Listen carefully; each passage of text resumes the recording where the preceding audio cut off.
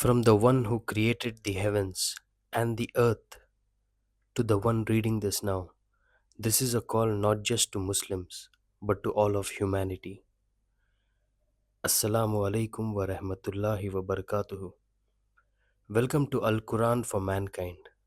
In this video, we journey through verses 21 to 24 of Surah Al Baqarah, where your Creator speaks to you directly.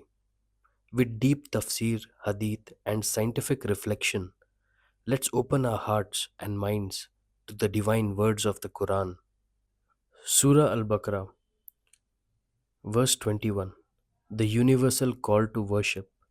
يا أيها الناس اعبدوا ربكم الذي خلقكم والذين من قبلكم لعلكم تتقون.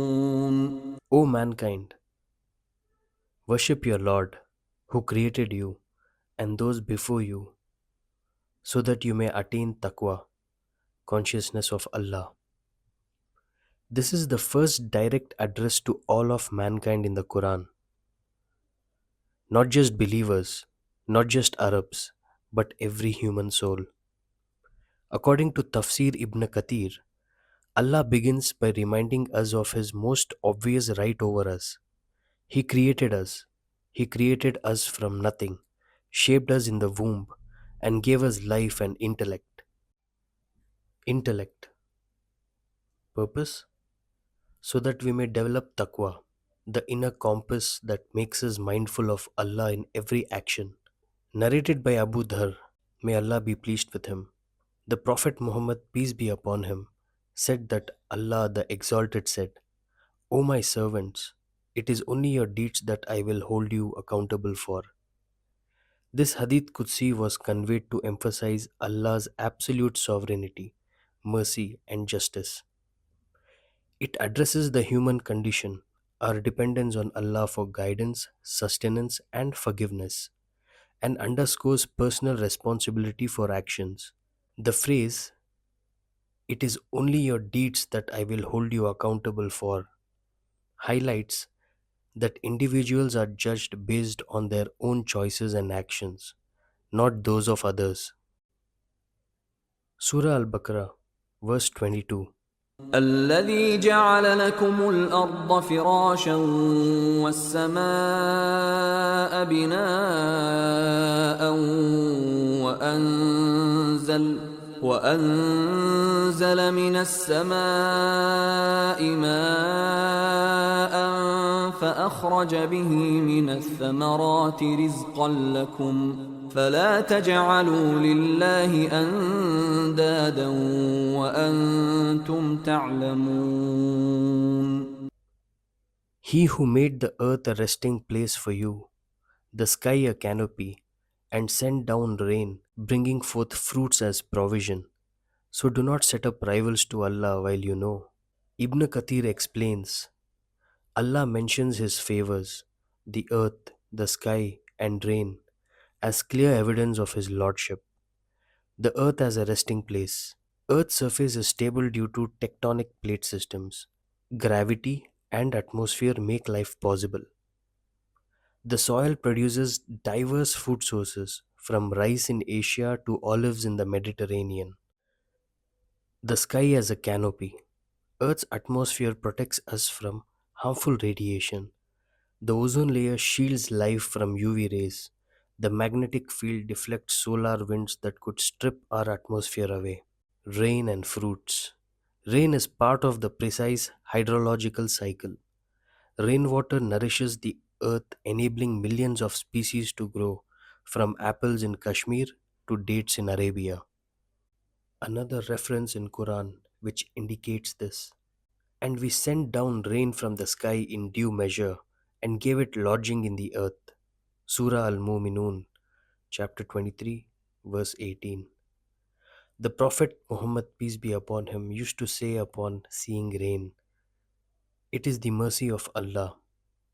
These aren't just normal processes, they are signs reminding us that behind every drop of rain, every fruit, and every breath is Allah's mercy. Surah Al Baqarah, verse 23. وإن كنتم في ريب مما نزلنا على عبدنا فأتوا بسورة من مثله وادعوا شهداءكم من دون الله إن كنتم صادقين. If you are in doubt about what we sent down to our servant, then produce a surah like it and call your helpers besides Allah if you are truthful.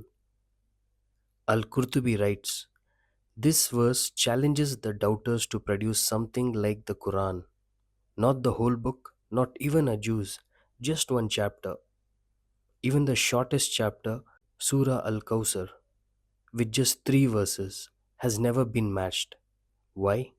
The Quran is not just poetry or prose, it is divine speech. Its rhythm, depth, impact, and structure transcend human ability. Prophet Muhammad, peace be upon him, said, each prophet was given miracles, but the miracle given to me is the Quran. Despite centuries of linguistic progress, literary mastery, and artificial intelligence, no one has met the challenge. Why? Because this is the word of the Creator, not the created. Surah Al Baqarah, verse 24, a powerful warning. فإن لم تفعلوا ولن تفعلوا فاتقوا النار التي وقودها الناس والحجارة أعدت للكافرين. But if you do not, and you will never be able to, then fear the fire, whose fuel is people and stones, prepared for the disbelievers. This is both a prophecy and a warning. You will not be able to produce anything like the Quran, and if you turn away, know that there are consequences. The fire is real, its fuel is people and stones. Some scholars say these are the idols people worshipped. The Prophet Muhammad, peace be upon him, said, the fire of hell is 70 times hotter than the fire of this world. This is not a threat from a tyrant, it is a warning from a loving Creator, so you don't end up in regret. You were not created without purpose. You're not walking this earth by accident. These verses are your invitation to reflect, to believe, and to return. O mankind, worship your Lord. This Quran was not just for 7th century Arabia, it was revealed for all mankind, including you right now watching this video. If these verses moved your heart, like, comment, and share the video.